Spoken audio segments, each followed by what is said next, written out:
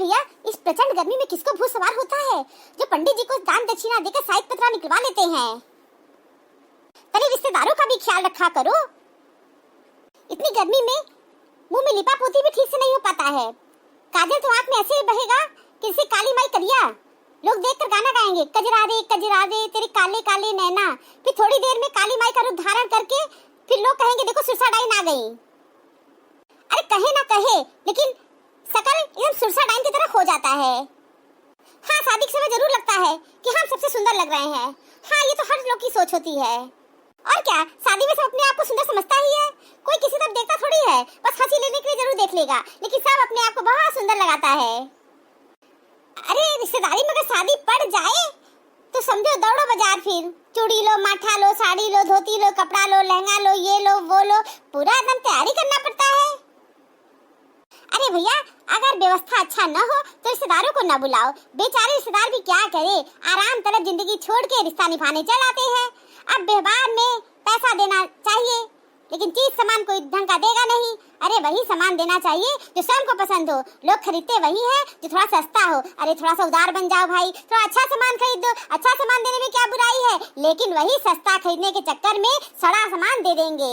नाम करने के लिए सामान देते हैं। अरे नाम करने के लिए सामान क्यों देते हैं, पैसा दे दिया करो। पैसा देने में क्या तुमको दिक्कत होती है।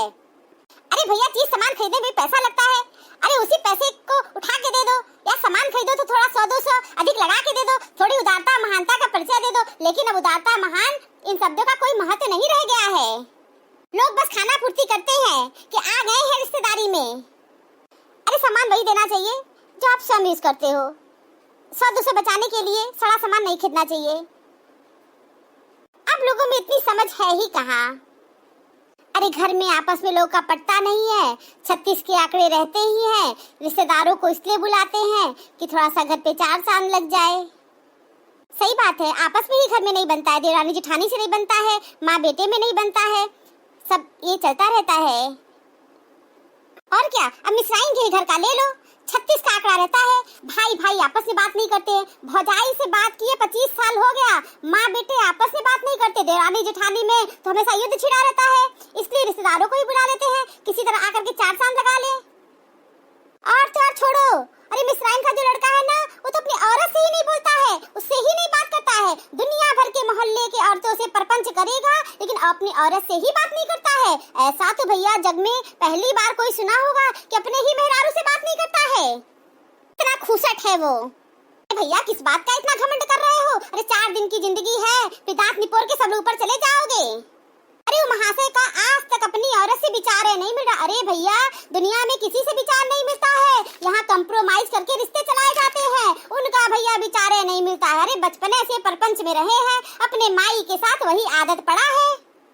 और सुनो भैया, एक बार महाशय ट्रेन में अपनी दादी को लेके आ रहे थे, अपनी दादी माँ को भाई लेके आ रहे थे। ट्रेन में बम्पर भीड़ थी।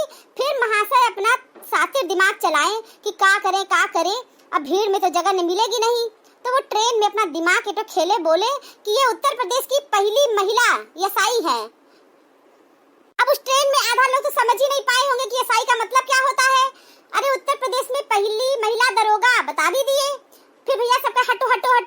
और उन मूर्खों को ये भी समझ में नहीं आया कि एक बार उनका हाइट भी अगर देख लेते तो दादी माँ की हाइट 5.2 इंच रही होगी, और 5 + 2 इंच ये तो यसाई की हाइट के लिए ठीक भी नहीं पड़ता है। लेकिन सब मूर्ख आधा पढ़े ही हैं। फिर उनको जगह दे दिए और दोनों दादी माँ और उनके पोते महाराज बैठ गए आराम से।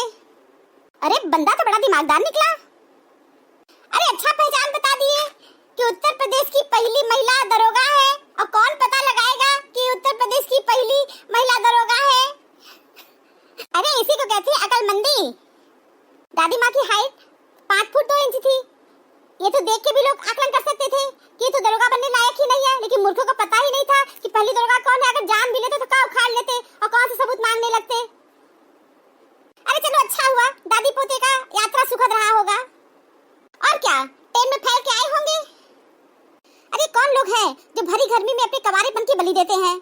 इनको अपने जिस्म की आग के आगे मंडप की आग ठंडी लगती है। अरे खुद की नहीं, कम से कम अपने रिश्तेदारों के बारे में तो रहम करो। खुद तो बारात के समय सिर पे मुकुट पहन के कार में, एसी वाले कार में बैठ जाएंगे और अपने पियक्कड़ मौसा के साथ भेज देंगे ऋतिक रोशन बनने के लिए। अब डांस करो। और हम लोग भी इतने इमोशनल कि रोड पे बिच के डांस करते हैं जैसे पीठ की खुजली मिटा रहे हैं। भरी जवानी में जैसे कोई बौरा जाता है, मस्ती आ जाता है, नागिन डांस करने लगता है। जब बारात दरवाजे लगती है तो बंदर से बना मानव जीव आंखों का काजल बनके कान में आ जाता है और मुंह में काली माई करिया बनके एकदम सुसाडाइन की तरह तैयार हो जाते हैं। और क्या गर्मी में शादी तो लोग करनी ही नहीं चाहिए। कि व्यवस्था हो तभी शादी करनी चाहिए, रिश्तेदारों को बुलाना चाहिए, नहीं तो रिश्तेदारों को नहीं बुलाना चाहिए। गर्मी में शादी करना है तो रिश्तेदारों हमें माफ करो, ऐसी रिश्तेदारी को अलविदा, हम नहीं आ पाएंगे। हमको काजल लगा के काली माई करिया नहीं बनना है, सुसाडाइन बनके हम शादी में शामिल नहीं होना चाहते हैं। हमको माफ कर देना और हमको मत बुलाना। हम भी भैया ऐसे शादी में जाने को इच्छुक नहीं है। हाँ भैया रिश्तेदारों, हमारी इच्छाओं का आप लोग पूरा ख्याल रखा करिए। अगर आपके घर में व्यवस्था न हो तो शादी में मत बुलाया करिए। देखो क्या है ना भैया, हम रिश्तेदार थोड़ा हटके हैं, इसलिए हमसे बच के रहना। हाँ जरा हटके, जरा बच के।